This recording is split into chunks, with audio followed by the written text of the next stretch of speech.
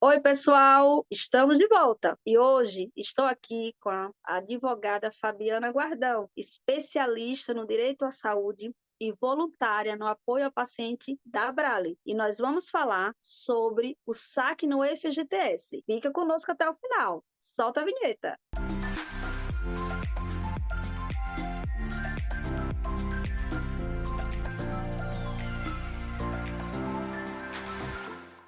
Oi, Fabiana, muito obrigada por mais uma vez estar com a gente aqui na TV Abrale. Hoje nós vamos conversar sobre o saque do FGTS. Muitos pacientes têm dúvida a respeito e tenho certeza que esse bate-papo vai ser esclarecedor. Para iniciar o assunto, eu gostaria que você explicasse o que é FGTS.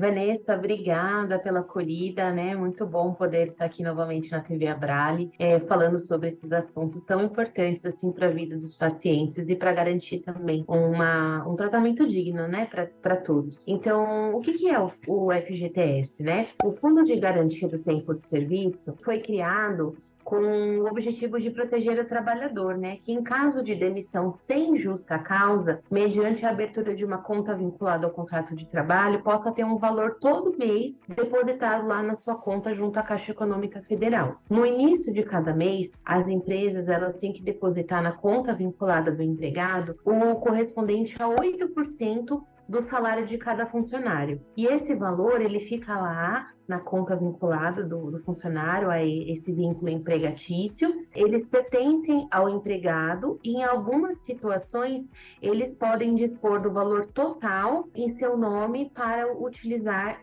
para alguns fins. Qualquer paciente, independente do CID, teria o direito de sacar o FGTS? Então, Vanessa, não.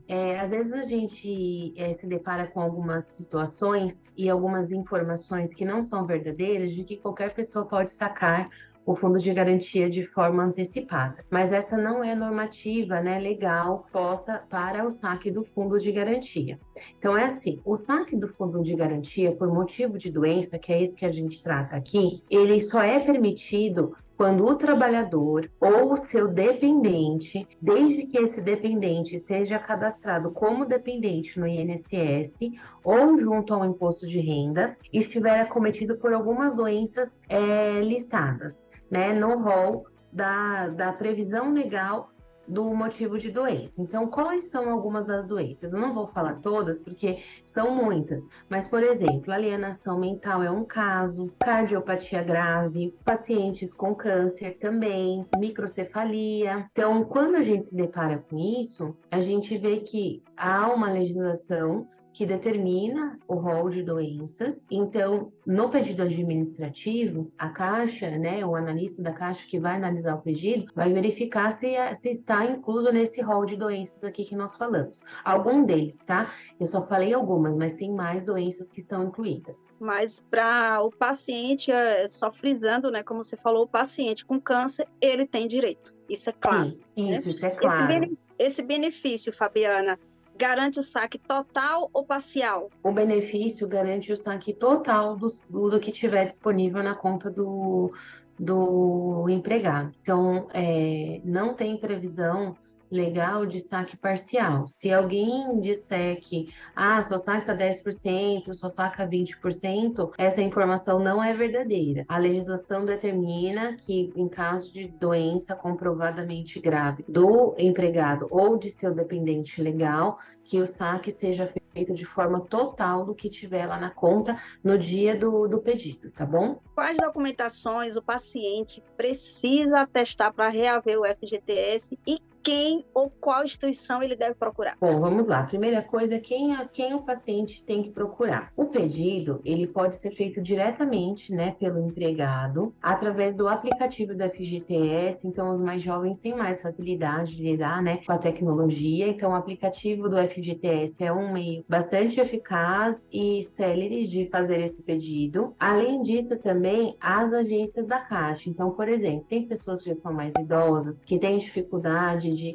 acessar o aplicativo, às vezes acha um pouco complicado, então você pode também se dirigir à Caixa Econômica Federal para fazer esse pedido. A Caixa Econômica, desde 1988, é quem faz a gestão dos fundos do FGTS. Então, quem já é registrado desde 88, aonde o fundo de garantia se tornou obrigatório, né, nessa alíquota de 8% que eu falei para vocês, vai ter a conta vinculada na Caixa Econômica, tá? Se for anterior a 88, que eu acho até às vezes difícil ter alguém assim que tem conta vinculada, aí tem que procurar o banco que fazia. Então, pode ser o Banco do Brasil, pode ser o Bradesco, mas é bem raro mesmo. Atualmente, é a Caixa Econômica Federal. E aí, quais são os documentos que você tem que separar? Primeiro, tem um formulário da própria Caixa Econômica, que está no site da Caixa, que chama Relatório Médico de Doenças Graves para solicitação do saque do Fundo de Garantia. Esse relatório, ele precisa ser preenchido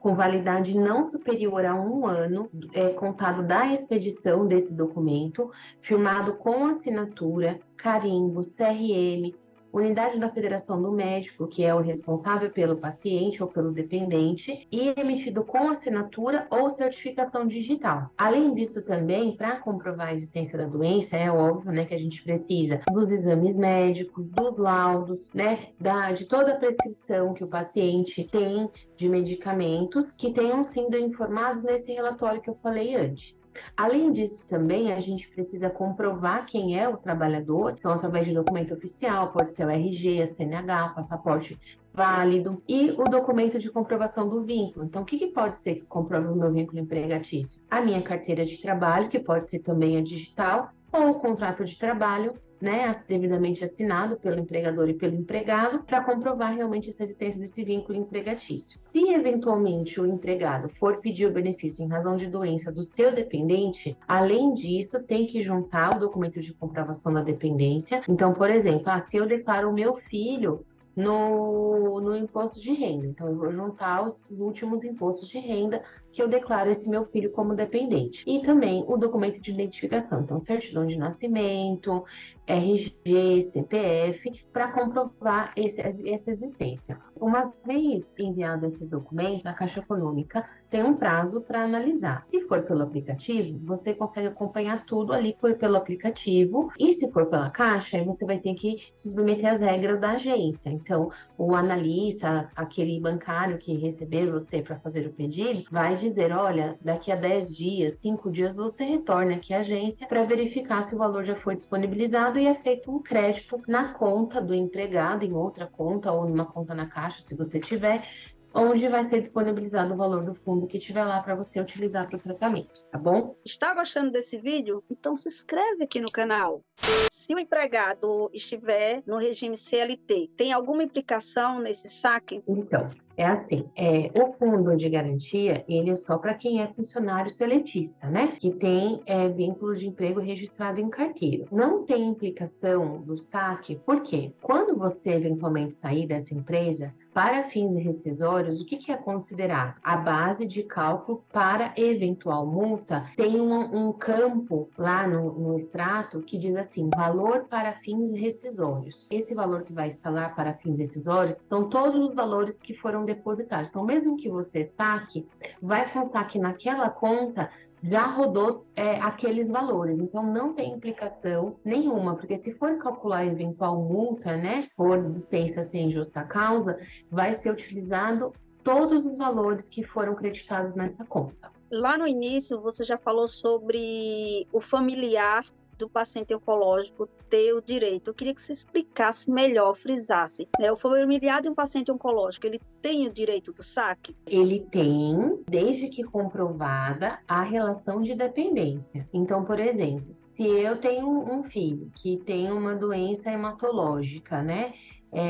Uma leucemia, e ele é meu dependente cadastrado junto ao INSS ou junto ao imposto de renda, eu, mãe, posso fazer o pedido de saque do meu fundo de garantia para auxiliar o tratamento do meu filho. Então, pode. Agora, por exemplo, também, situação contrária. A minha mãe é quem precisa do tratamento, mas eu não cadastrei ela como dependente junto ao imposto de renda. A chance é remota de você conseguir via administrativa. Pode tentar? Pode, mas possivelmente haverá uma negativa.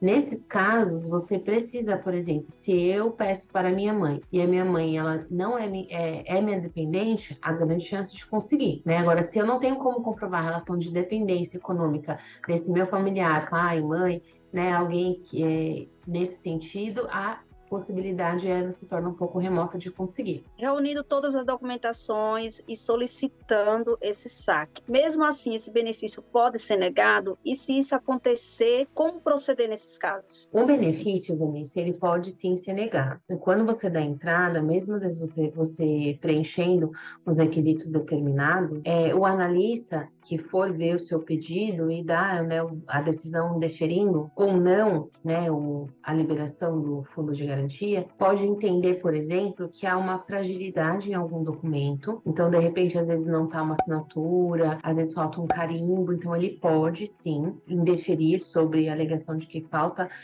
tem alguma fragilidade na documentação e até mesmo ele pode alegar a ausência de qualidade dependente, que é essa que eu expliquei para vocês antes. Por quê, né, o dependente? Porque essa questão da ausência da qualidade dependente. Se você não tem esse dependente devidamente cadastrado nos órgãos oficiais, fica difícil para o analista da Caixa Econômica deferir esse pedido, né, de você sacar o fundo para custear o tratamento de um familiar seu que não está cadastrado como dependente. Nessas situações, estando devidamente comprovados os preenchimentos dos requisitos, não tem outra solução senão você procurar a judicialização. Então, como que você pode socorrer ao Poder Judiciário nessas situações de indeferimento do fundo de garantia? Você pode contratar um advogado público, né, e procurar a defensoria da sua localidade, onde você reside, e solicitar o atendimento, se você preenche os requisitos, pela defensoria pública, ou contratar um advogado particular. E esses advogados, tanto público quanto particular, vão ingressar com um pedido na Justiça Federal ou no Juizado Especial Federal também, que é o órgão, né, da Justiça que analisa essas questões de FGTS, e vão requerer a liberação desses valores para o tratamento tanto do empregado ou quanto do seu dependente. É claro que quando você se socorre à judicialização, as respostas não são tão imediatas, Vanessa, demora um pouquinho para acontecer, porque a justiça ela tem muitos processos a serem julgados e são poucos profissionais, né, ainda assim, para atender uma população, então demora um pouco para julgar. Às vezes o juiz também pode pedir documentos adicionais, pode solicitar a realização eventualmente de uma perícia, pode pedir também a oitiva do paciente, se for necessário, né, para poder cumprir realmente o que determina a lei. Quando o benefício é aceito, em quanto tempo o paciente recebe o valor? Via de regra, agora com a questão do aplicativo, né, é muito mais rápido, geralmente 5 dias úteis da data do pedido. É claro que isso pode variar, né, porque assim, se tem muitos pedidos, aí fica difícil na fila, né, da análise da Caixa conseguir cumprir esses prazos. Mas hoje também a inteligência artificial ajuda muito, então sendo deferido, a gente estima que em até 10 dias úteis o paciente consiga ter a liberação desse fundo de garantia para utilizar para o tratamento. Fabiana, muito obrigada, né? Estou assim feliz com todos esses esclarecimentos. Creio que muita gente vai gostar desse bate-papo. E como considerações finais, eu gostaria que você deixasse uma mensagem para o paciente que ainda não buscou esse direito, o que você diria e que você fizesse o fechamento do nosso papo. Bom, o que é importante assim para o paciente? Estar sempre atento à alteração da legislação, se informar em meios de comunicação idôneos, se realmente a sua doença é hipótese de saque ou do seu dependente do fundo de garantia. Outra situação também que é importante frisar é que assim, o fundo de garantia é um direito dos funcionários que trabalham em regime de carteira assinada, né, de CLT. Então, se você é microempreendedor individual ou é funcionário público estatutário, você não entra nesse regramento, né? Então, você tem que ficar bem atento também. Eventualmente, às vezes, você tem valores rescisórios de outras empresas que trabalhou também que ficaram lá retidos, também pode fazer o saque, né? Sempre atento a isso. E quando se deparar com alguma negativa, procurar também as associações de pacientes, como a Abrale, para orientar vocês a tomarem a melhor decisão, a saber quais profissionais adequados procurarem, qual defensoria pública mais próxima da minha residência eu posso acessar se eu não tiver condições de pagar advogado e não desistir. Se você tem esse direito, você precisa buscar. Às vezes é cansativo? É exaustivo?